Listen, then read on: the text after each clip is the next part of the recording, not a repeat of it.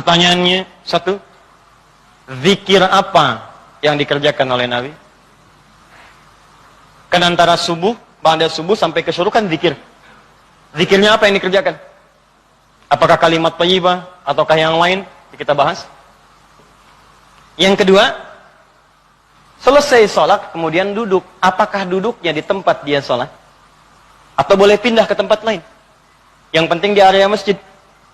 Ya, misal antum sholat di posisi yang sebelah kanan di sana. Tiba-tiba setelah itu nggak ada mushaf, pengen baca Quran, mushafnya di sana. Apakah boleh pindah ke sana? Atau kalau pindah gugur ininya? Awas, hati-hati dilihat. Mau pindah, aduh takut gak dapat haji. Mau pindah, aduh takut umroh. Di situ aja gitu kan. Pas tiba-tiba ada cleaning service, Pak, maaf Pak, sebentar geser dulu. Maaf ya, haji dan umroh. Nah, kita lihat tuh seperti apa memahaminya.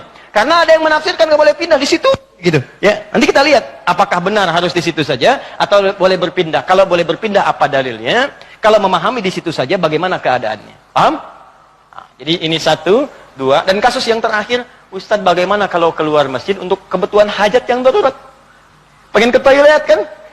Ya, memang nggak di rumah, di masjid ada toilet. Begitu mau keluar, ke toilet keluar, ingat haji dan umrah, haji dan umrah. Dia tahan-tahan, kan? Ya, syuruknya dapat, sakitnya juga dapat, gitu kan? Nah, itu seperti itu bagaimana kemudian solusi hukumnya. Nah, kita bahas pelan-pelan. Di dalam Al-Quran disebutkan beberapa aktivitas yang mampu mendekatkan dan mengingatkan kita dengan Allah, dan langsung disebut dengan zikir.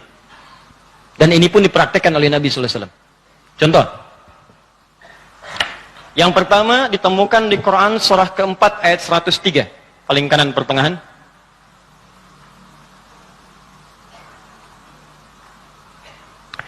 Fa idza qadaytumus salata fadhkurullaha qiyaman wa qu'udan wa ala junubikum. Maka jika Anda telah tuntas mengerjakan salat, maka segeralah berzikir kepada Allah Subhanahu wa taala. Di amalan sunnah pasca salat berzikir, zikir dulu. Bisa Anda kerjakan kalau buru-buru ya sambil berdiri, berjalan. Jadi waktu umum ya. Misalnya ini Anda sudah salat zuhur nih harus ke kantor, ya, dikejar-kejar langsung berangkat lagi. Tapi kan Anda buru-buru keluar pun kan tidak mengganggu Anda untuk mengucapkan kalimat-kalimat zikir. Misalnya apa? Nabi mengamalkan pasca salat hadis riwayat Muslim, nomor hadis 571. Hadis riwayat Muslim. Nomor hadis 571. Setiap selesai salat Nabi mengatakan, perhatikan kalimatnya, astaghfirullah, astaghfirullah, astaghfirullah. Allahumma antas salam, wa minkas salam, tabarakta ya dzal jalali wal ikram. Apa Anda nggak bisa sambil keluar mengucapkan astaghfirullah, astaghfirullah, astaghfirullah? Ini kata Al-Quran, sesibuk apapun Anda, begitu selesai sholat apa nggak bisa sambil jalan astagfirullah, astagfirullah, astagfirullah. Daripada Anda keluar membicarakan sesuatu yang tidak penting. Bahkan nggak berkata apa-apa, jalan aja. Mendingan pakai zikir kan? Astagfirullah, astagfirullah, astagfirullah. Allahumma antas salam, minkas salam, tabarakta ya dzal jalali wal ikram. Hadis Muslim, nomor hadis 573. La ilaha illallah wahdahu la syarika lah. Lahul mulku wa lahul hamdu wa huwa ala kulli syai'in qadir. Ya, kalau Anda misalnya nggak terlampau sibuk, silahkan sambil duduk. Nah, konteks tadi setelah selesai menunaikan salat subuh, antum pengen berzikir dulu, maka jenis zikir yang pertama adalah mengucapkan kalimat-kalimat thayyibah. Kalimat thayyibah.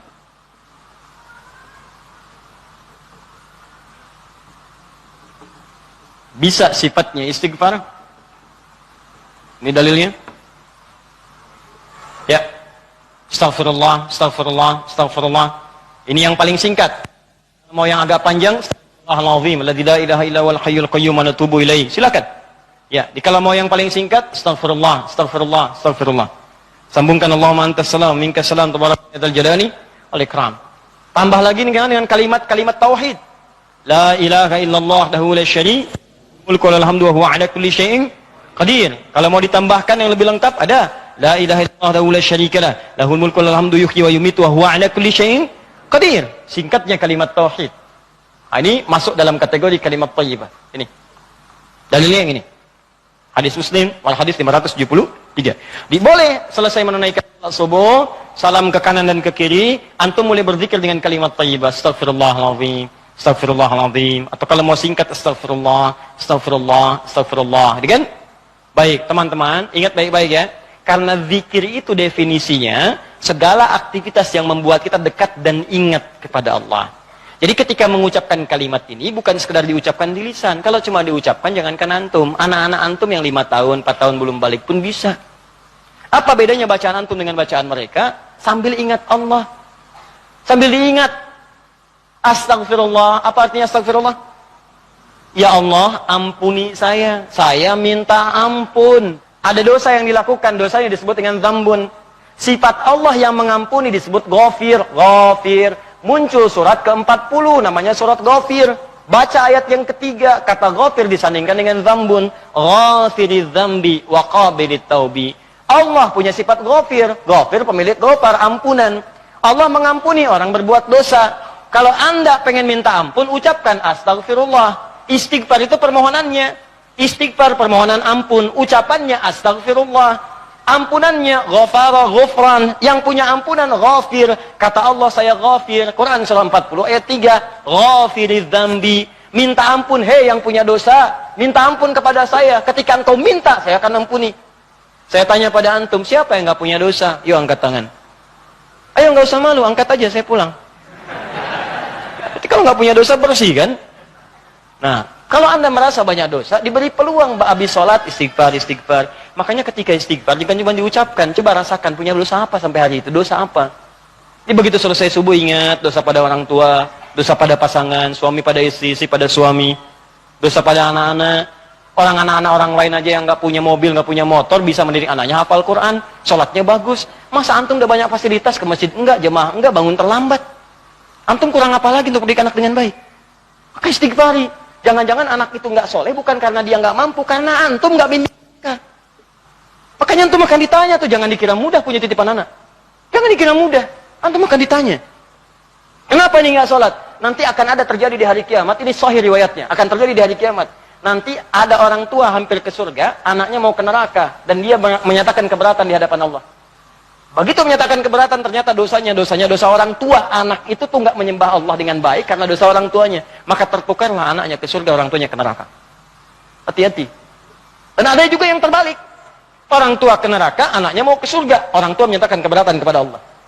Dan nanti kejadiannya sangat luar biasa. Nanti lain waktu kita akan bahas. Cukuplah ada banyak keterangan dalam Al-Quran. Ada yang bapaknya Nabi, Rasul bahkan, punya anak. Ada yang suami, istrinya nggak taat. Ada yang istrinya solihah, suaminya enggak. Seperti Asia dengan Fir'aun. Ada yang suaminya bagus, istrinya enggak. Banyak seperti Lut dengan istrinya. Ada yang bapak, anak dengan istri nggak taat. Seperti Nuh. Itu bukan dongeng, itu kisah disampaikan supaya kita bisa hati-hati. Seakan-akan Allah mengatakan begini, cukup aja orang-orang masa lalu begini, kalian jangan begitu. Saya buka kisah seperti ini supaya keluarga kalian selamat. Makanya istighfarin. Istighfar, sambil istighfar, lumayan tuh begitu istighfar, dosa diampuni. Belajar nangis dah kalau istighfar tuh belajar nangis. Gak bisa nangis. Gak bisa nangis, besoknya nangis. Gak bisa nangis juga, tangisi diri Anda yang belum bisa menangis. Bismillah. Ingat mungkin saat itu diwafatkan oleh Allah. Ingat. Bagaimana kalau saat itu wafat anak Anda belum baik, istri Anda belum baik, dan Anda akan dihisab dalam keadaan sesuatu yang belum sempurna dalam kehidupan. Ya. Kemudian juga zikir. Bisa jadi juga bacaan Al-Quran. Baca Al-Quran. Itu masuk kategori zikir. Dalilnya Quran, surah ke-15 ayat 9. Al-Quran disebut oleh Allah dengan zikir. Inna nahnu nazzalna dzikra wa inna lahu lahafizun. Sungguh kami turunkan Al-Quran sebagai zikir, kata Allah. Hal yang mampu mendekatkan seseorang dengan Allah. Makanya kalau antum sedang baca Al-Quran, bukankah perasaan Anda merasa lebih dekat dengan Allah? Ya, kalau nggak percaya silahkan. Lebih dekat gitu. Nah, kalau sudah semakin dekat hubungannya dengan Allah, jangankan baca, dibacain aja punya getaran dalam jiwanya. Ya, buka Quran surah ke-8 misalnya. Ya, Al-Anfal ayat kedua. Kata Allah, innamal mu'minuna alladzina idza dzukirallah, zikir. Idza dzukirallahu wajilat qulubuhum. Orang-orang yang imannya bagus itu baru dengar nama Allah disebut getaran dalam jiwanya. Makanya kalau pengen ngecek iman, sedang dekat tidak dengan Allah, gampang. Setiap hari Allah perdengarkan namanya 5 kali dalam sehari. Ketika namanya disebutkan itu, antum ada nggak getaran dalam jiwanya?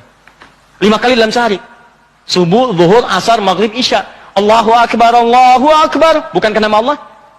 Jika antum sedang dengar suara adzan, itu nama Allah diperdengarkan. Ada getaran nggak di hatinya?